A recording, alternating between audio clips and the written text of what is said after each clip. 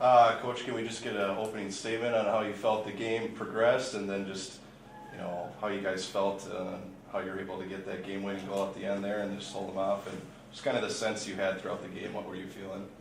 Yeah, well, actually before the game I was a little nervous because we hadn't played in 2 weeks, and they just got done playing a series, and I was just hoping we could survive the first 10 minutes and hang around and then try to get our legs and just get back into game kind of situations. And we didn't play particularly well in the first period overall, but we got that goal, and that was just sort of a little sign that maybe, hey, this might be our night if we just keep hanging with it. They came out and did a great job in the second period, and but between the second and third we had a little talk, and we just said, hey, it's a 20-minute hockey game, and not just our seniors but our freshmen, it's just a chance to go somewhere that you maybe never get another opportunity. And I just hand to the kids, they just hung with it, and we've actually been working on our power play, and you probably didn't notice that at the beginning of the game early, but hey, we got her done, and we beat a heck of a hockey team, and I'm really proud of everyone. Yeah, and I mean, is this the type of game you're expecting out of River Falls? They spent a lot of time in the offensive zone. Is that what you're expecting out of them coming in this game? They're a good team. There's probably, in the West at least, the difference between them and every other team is they've got 10 to 15 kids that can handle the puck, not just 5 or 6 like most of us have. But we also talked a lot about this week that they probably didn't spend a lot of time in their D zone all year, and maybe just we could expose that, and we just throw pucks at the net, and their goalie, maybe hasn't been tested as much as maybe our goalie has been, and that was sort of our key, is just to try to forecheck and see what could happen. Amanda, is this the best game that you've played? Do you feel that you were standing up to the challenge? I mean, you were making incredible saves. What were you seeing tonight? I was just going out there to try to give them a chance to win. I mean, we had a really good game, really good week of practice. We worked all year for this. I would definitely say this was my best game and the most challenging by far.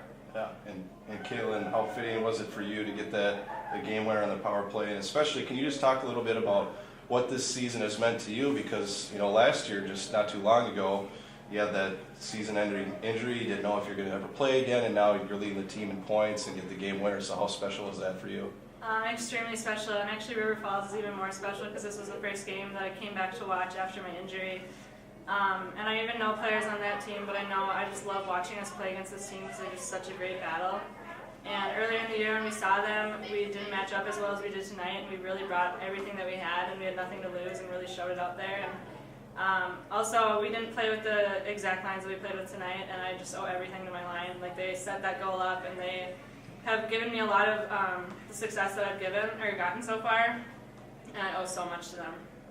And Coach, you've been here before winning the opening round game, and now you got the chance to move on to the semifinal. What's the mentality that you tell a team to prepare them for a marquee game like this, as you prepare and potentially could even host? So what's the practice and preparation going to be like heading up to the semifinal game? Well, we talked in the locker room about it. We're going to practice tomorrow right away and get a good lift in, and then take Sunday off. Just plan the week, try to get our homework taken care of, and sleep and eat right, and try to minimize the emotional part. I mean, we've been in this situation, I have, but nobody in our locker room has. And I just know that if we get caught up into the moment, and we just can't, if we play like we did in the third period the rest of the week, I like our chances against any team. But we can't be satisfied. We can enjoy it tonight for sure, but we have bigger fish to fry. At least that's our goal, and we got a chance. Living another week. Kaitlyn, talk about what the locker room was like. There was some uncertainty. We didn't know if we were going to get a bid, and you guys continue practicing. And what was the mood like that first week of practice versus finding out you were getting the bid and you're playing on Friday night? The first week of practice was definitely suspenseful. It was just kind of, we had to be there because we knew that if we got the bid that we needed to be ready. And a lot of us were in the locker room when we were watching the selection show, and then when we found out that we were in it, we obviously had our moment of excitement. But then we just bared down right that night and got ready to work and ready to play for the game. We really prepared starting Monday right when we found out, and it was just a great thing to see that it worked out.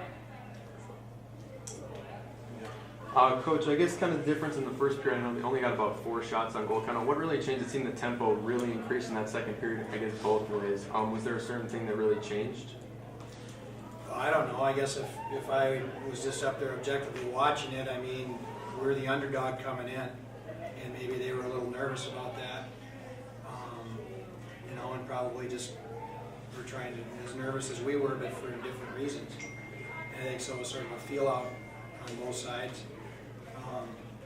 Joe and I go back a long, long way, so I'm sure I know what was going through his head, and he probably knows what was going through my head, but you never know on your team. And I'm sure he had a nice visit with him between the first and second, like we did, and that's all I can say about that. I don't know if that's right, but that's not the way I saw it. And then also, I guess, kind of another point, kind of that third period went really back and forth. You know, you're at 1 goal each, and then both teams kind of striking. What ended up being the difference maker? And also on those 2 power plays, they only went about 6 seconds each. Kind of what was the biggest factor in that? I mean, I don't know. I just know we started battling more in the third period. We started selling out more, we were blocking more shots. It wasn't pretty, but you could see from the bench that we had passion and heart and drive to. If we were going to lose, it wasn't because of lack of effort. In fact, we talked a lot about don't worry about the first 40 minutes. No matter how good or bad we played, it's a 20-minute hockey game, and if we rally together, anything can happen. And I think we were fortunate to get some bounces, but puck luck happens to teams too when they work hard. Amanda, can you talk about in the final couple minutes there, the defensive, was in your zone quite a while, but I thought that your defense definitely allowed you to see the puck well. What did you see in the last couple minutes? My heart was definitely racing, but they were blocking shots. They were selling out for me. I don't think I saw many shots in the last couple minutes of the game. They were really pushing, working hard because they had pep in their step. We're up a goal. Just got to bear down and get it done, and they did. It was awesome to see.